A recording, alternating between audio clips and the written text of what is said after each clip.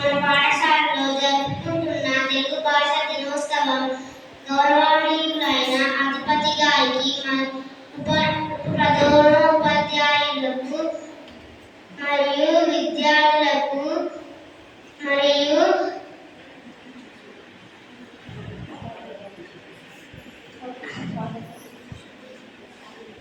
స్వాగతం సుస్వాగతం. కార్యక్రమం మొదలుపెట్టే ముందు దీప ప్రజ్వలన చేయవలసిందిగా అధిపతి గారిని మరియు ఉప ప్రధానోపాధ్యాయులు గారికి వేదికపైకి రావాల్సిందిగా కోరుతున్నాను. దీపావళి పాడటానికి శ్రీనిధి శ్రీకోత్రి రెడ్డి గారు వేదికపైకి రావాల్సిందిగా అందరినీ ఆనందింపజేసిన విద్యార్థులకు ధన్యవాదాలు.